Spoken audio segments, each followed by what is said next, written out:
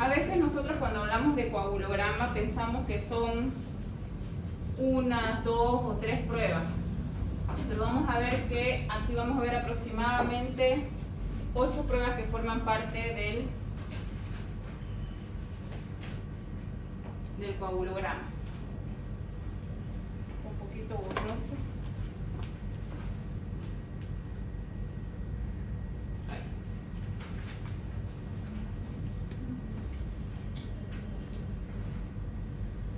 Ya. Cuando hablamos de coagulograma hablamos de un conjunto de pruebas donde podemos utilizar anticoagulante o hay algunas pruebas que no necesitamos utilizar anticoagulante. Eso es lo que se los voy a mostrar.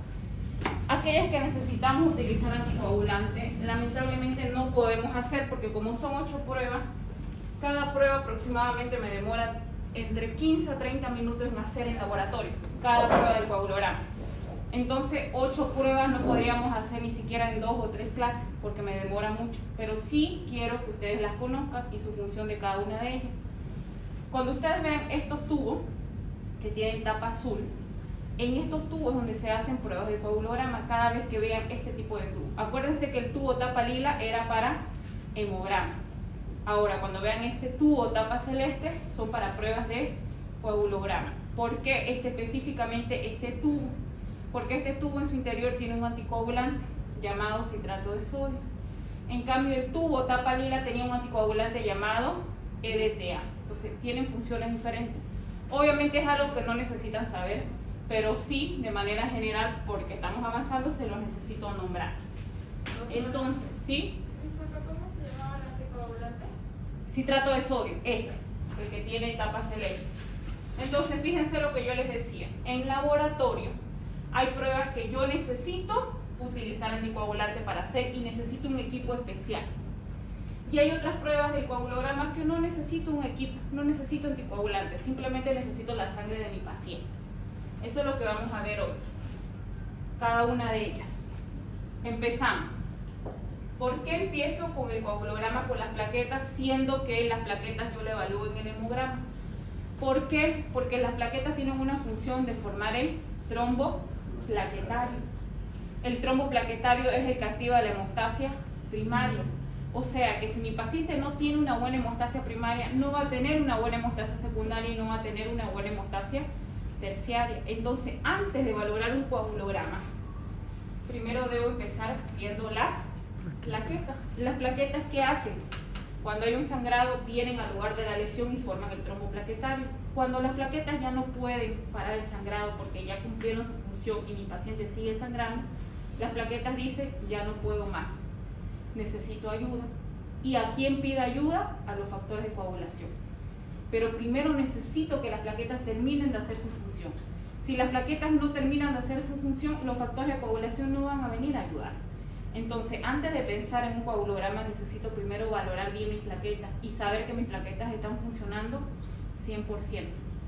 Entonces, por eso empiezo, antes de valorar un coagulograma, con las plaquetas. Ojo, ustedes saben que las plaquetas no forman parte de un coagulograma, pero si yo quiero estudiar de manera integral un coagulograma de mi paciente, comienzo con la plaqueta. Ya saben las plaquetas, su función normal, su función es formar el trombo plaquetario, su valor normal es de 150.000 a 450.000 células por milímetro cúbico. Bien, una vez ya las plaquetas están bien, perfecto, o están bajas, ya hemos visto en el hemograma, ¿qué pasa? Cuando la plaqueta está muy alta forma trombo y cuando la plaqueta está muy baja produce hemorragia. Entonces por eso es muy importante valorar la plaqueta. Ahora, esta prueba llamada tiempo de sangría, se los voy poniendo los valores acá.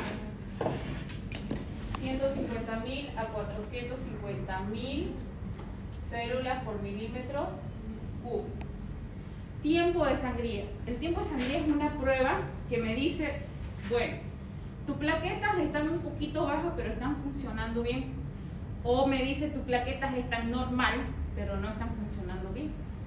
Esta prueba del tiempo de sangría lo que mide es la funcionalidad de la plaqueta. Un ejemplo, todos ustedes están atendiéndome, termina la clase y les doy un examen a cada uno de ustedes. Recojo los exámenes, me fijo quiénes respondieron bien, califico la nota y aquellos que se sacaron buena nota yo voy a saber que me entendieron. Lo mismo hace esta prueba de tiempo de sangría. El tiempo de sangría mide la funcionalidad de las plaquetas. Por ejemplo, me llega a mi consulta un paciente con 100.000 de plaquetas. ¿Cuánto es el valor normal de las plaquetas? 150.000 a 450.000. Mi paciente tiene 100.000 de plaquetas, quiere decir que está un poco bajo. Mi función como médico es pedir esta prueba, llamado tiempo de sangría, porque esta prueba me va a decir si esas 100.000 plaquetas que tiene mi paciente están funcionando o no. ¿Y para qué me sirve saber si está funcionando? Para ver si forman el tapón plaquetario. Si me dice el tiempo de sangría que mis plaquetas están funcionando perfecto, yo no me quedo con la pena que el problema es en la hemostasia primaria. ¿Qué es lo que hago? Digo, no, el problema no es en la hemostasia primaria porque las plaquetas están funcionando bien. Entonces el problema del sangrado de mi paciente posiblemente es por la hemostasia secundaria. Para eso me sirve el tiempo de sangría. El tiempo de sangría, vuelvo a decir, es una prueba que me permite ver la funcionalidad de las plaquetas. ¿Cuál es la función de las plaquetas? Formar trombo plaquetario. ¿Para qué formo trombo plaquetario? Para parar el sangrado. El tiempo de sangría, hace muchos años atrás utilizaba este método IBI.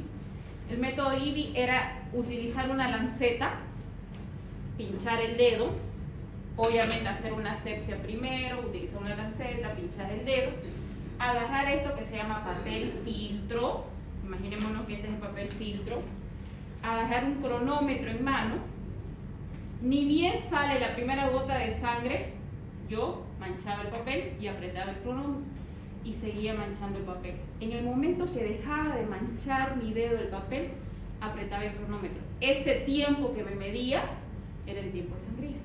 ¿Por qué se dejó de utilizar este método con el dedo?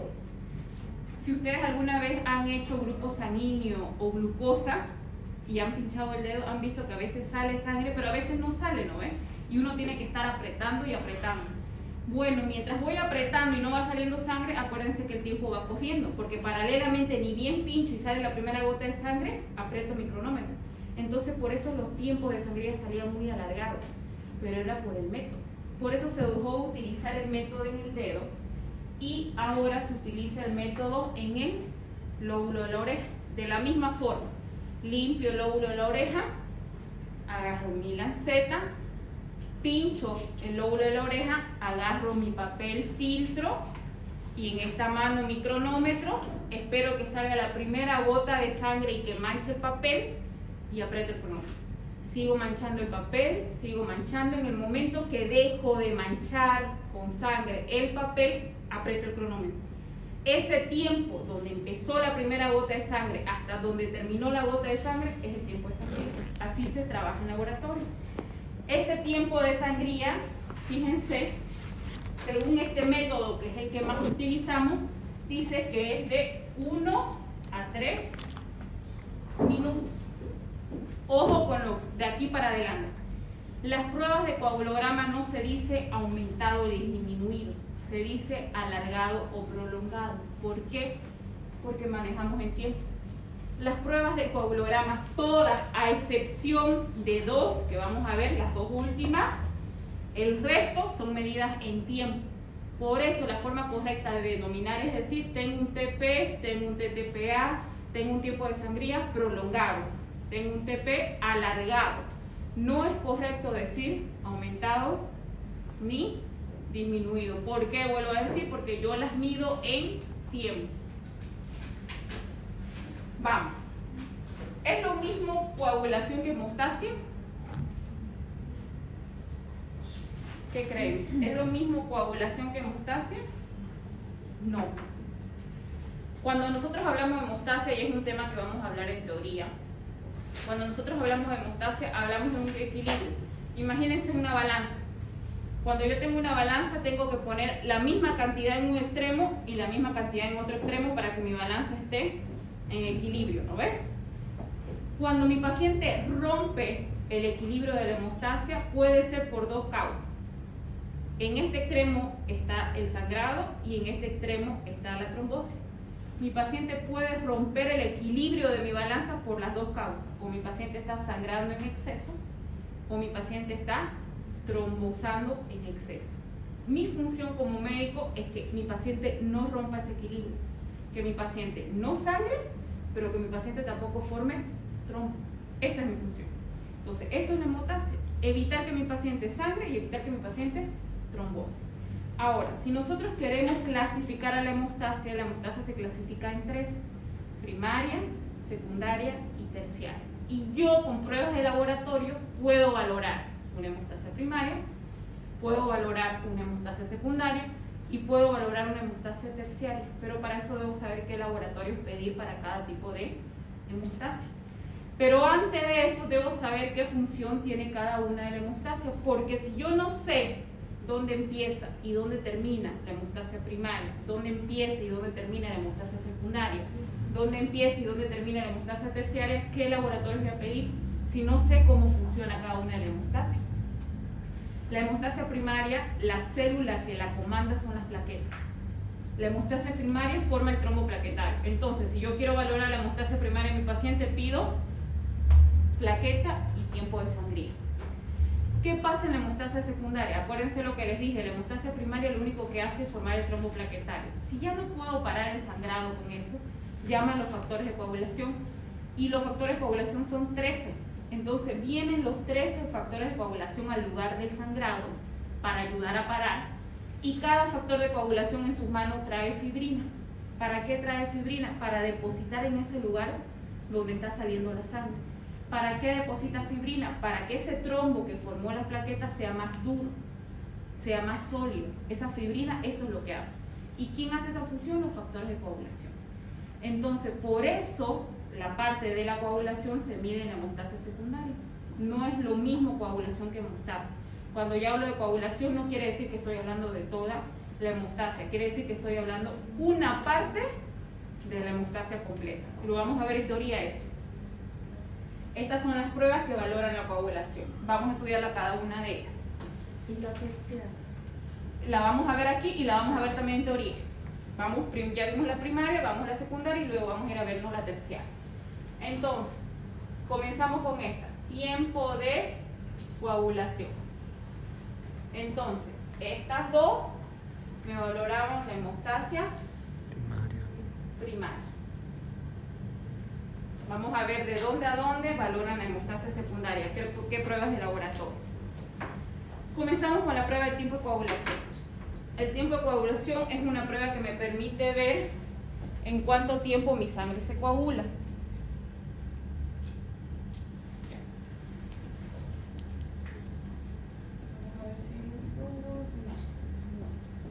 Listo. El tiempo de coagulación consiste en que no necesito anticoagulante en primer lugar, necesito solamente un tubo simple.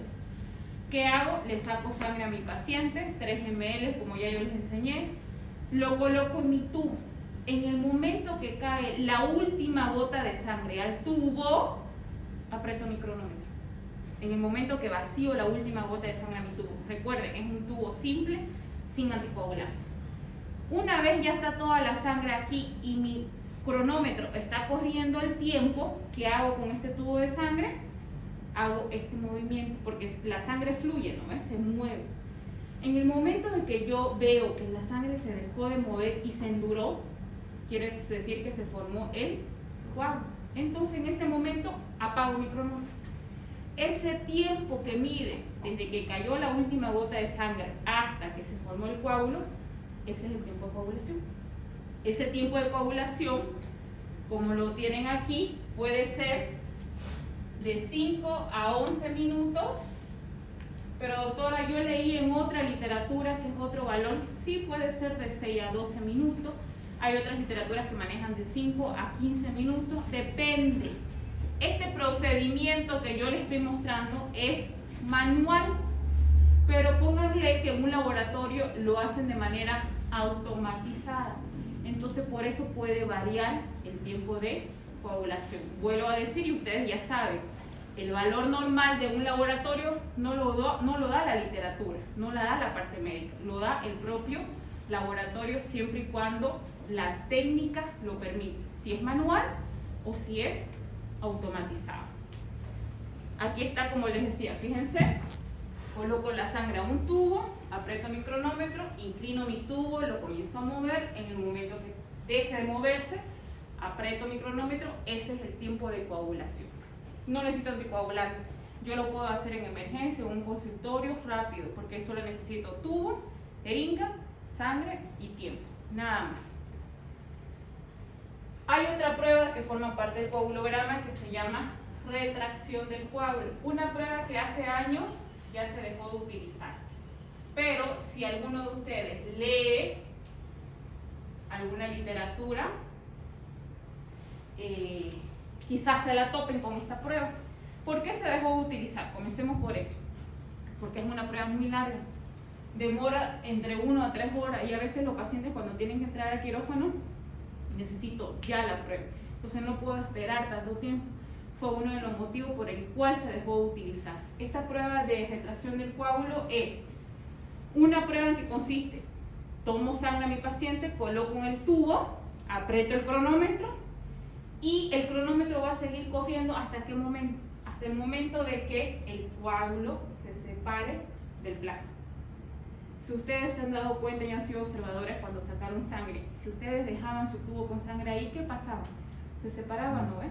Todos los elementos formen quedaban al fondo y todo el plasma quedaba arriba. Mientras más tiempo yo deje ese tubo reposando, va a haber más separación de células sanguíneas con el plasma.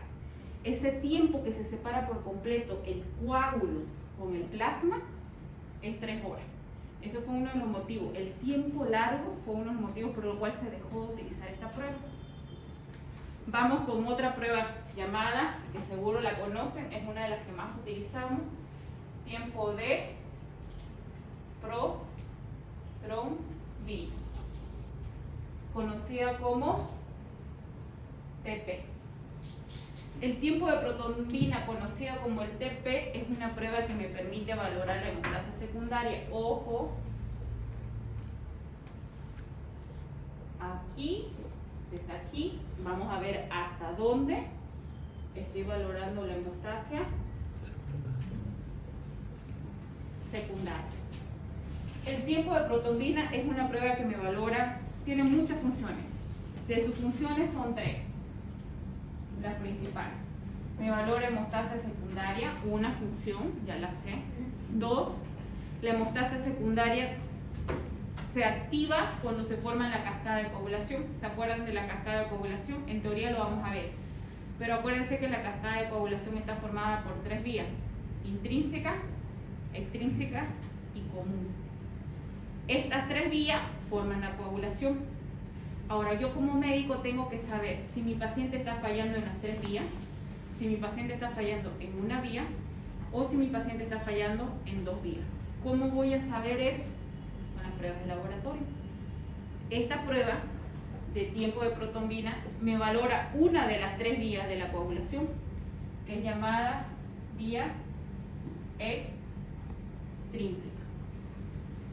Otra función que tiene el tiempo de protrombina, me ayuda a hacer seguimiento a un anticoagulante. Extrínseca. Ahorita se las voy a ir mostrando. Otra función que me hace, me permite ver un anticoagulante. ¿Qué anticoagulante? De vía oral, llamado warfarina. Bueno, estas son las 3 funciones principales. Les voy a explicar cada una de ellas. Vuelvo a decir, el tiempo de protrombina tiene 3 funciones para mí como médico.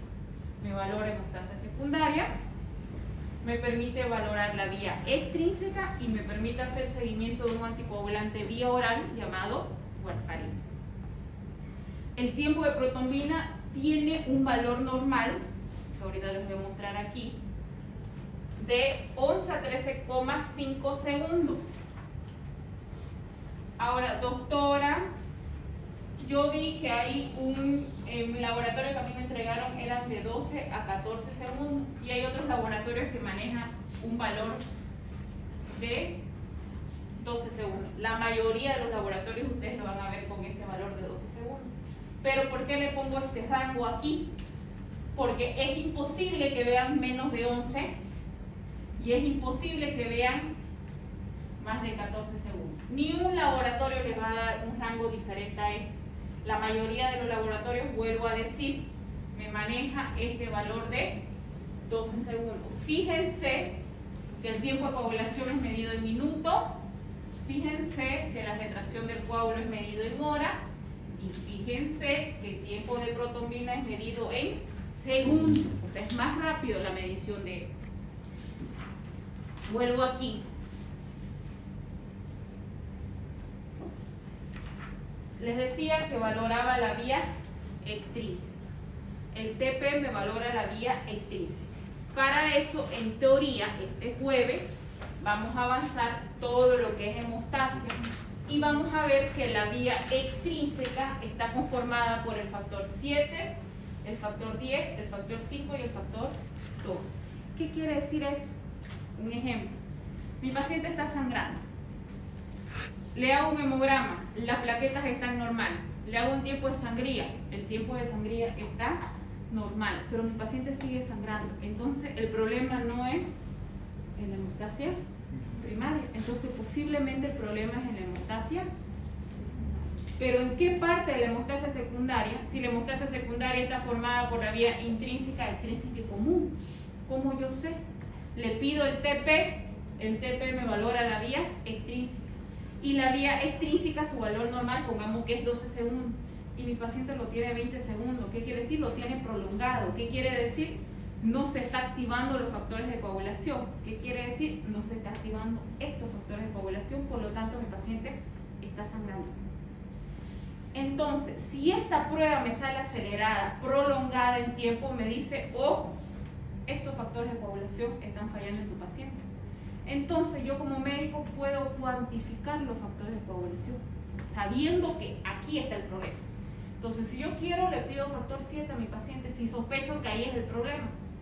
Pido factor 7, me llegan los resultados y resulta que el factor 7 el paciente lo tiene disminuido.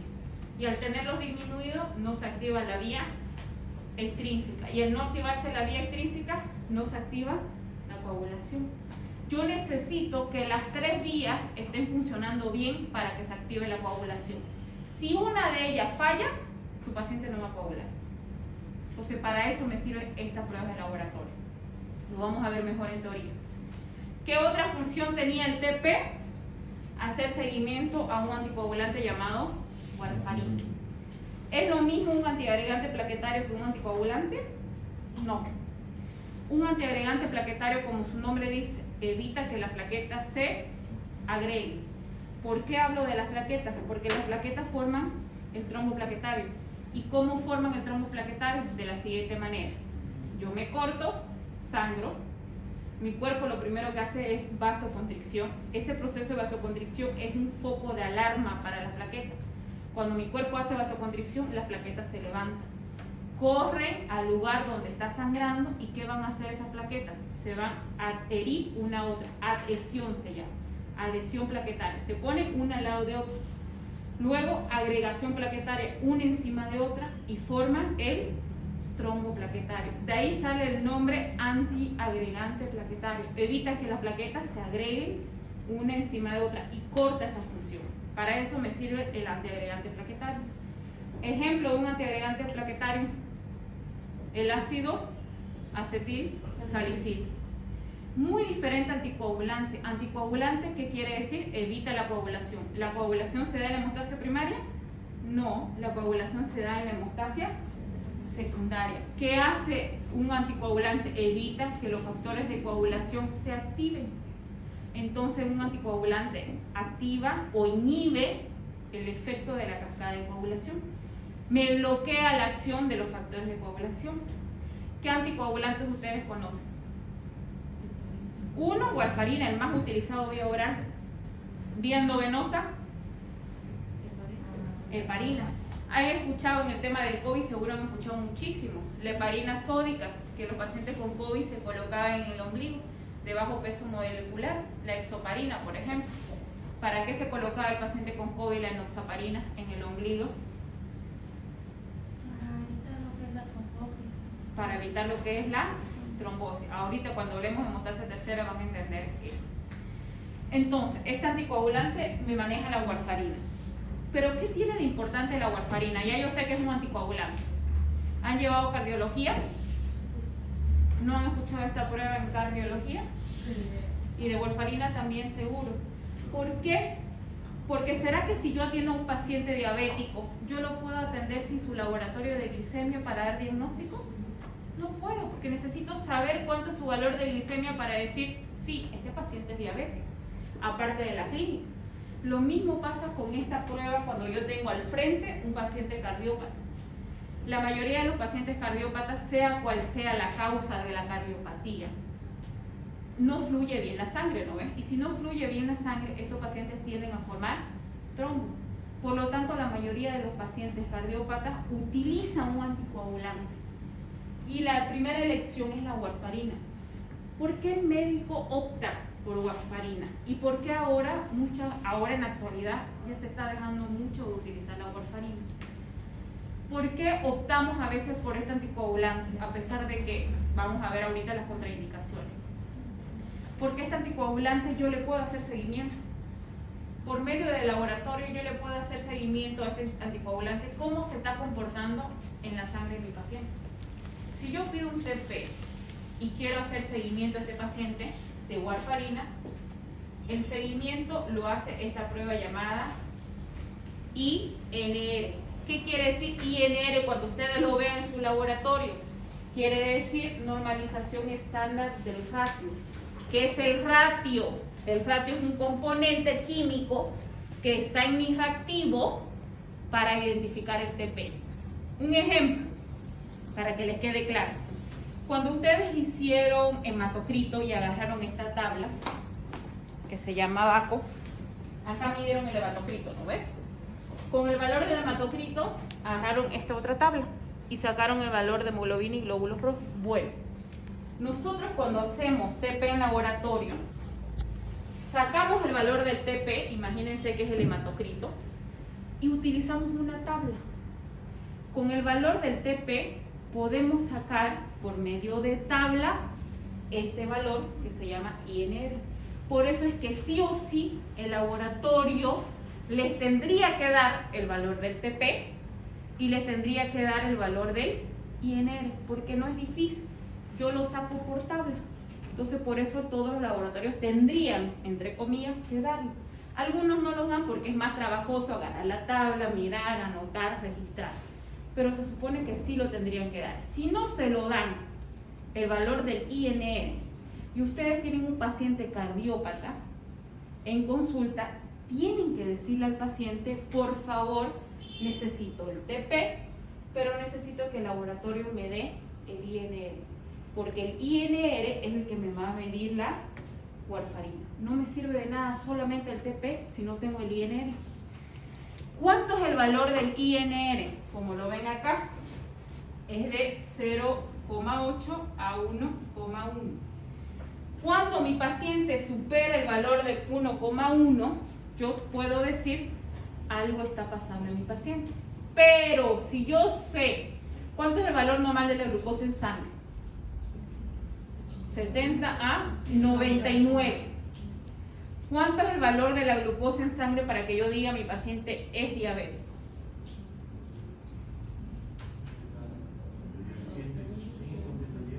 126, igual o mayor a 126. Lo mismo pasa con esto. Si yo sé que mi paciente está medicando warfarina, si está utilizando warfarina, yo no puedo pues utilizar este valor, porque este valor es para un paciente normal, que no está utilizando warfarina. Si mi paciente está utilizando warfarina, el valor que yo manejo de INR es de 2 a 3. ¿Qué quiere decir esto? Si está más de 3, me está diciendo, ojo, la warfarina no está funcionando en tu paciente. En cualquier momento te va a hacer un trombo. Para eso me sirve. Por eso es que muchos médicos nos gusta manejar esta prueba de laboratorio y este anticoagulante, porque yo le puedo hacer seguimiento a mi paciente. Puedo saber si está funcionando o no el anticoagulante en mi paciente. Es el único anticoagulante que yo le puedo hacer seguimiento laboratorial. El resto de los anticoagulantes no puedo saber si funcionan o no mediante laboratorio. ¿Cómo voy a saber si funciona o no? Cuando mi paciente me llegue sangrando. Ahí voy a saber que no está funcionando. Pero en cambio, con este anticoagulante, sí, yo le puedo hacer seguimiento cada 3 meses y saber si está funcionando o no en su sangre, en su metabolismo. Ahora,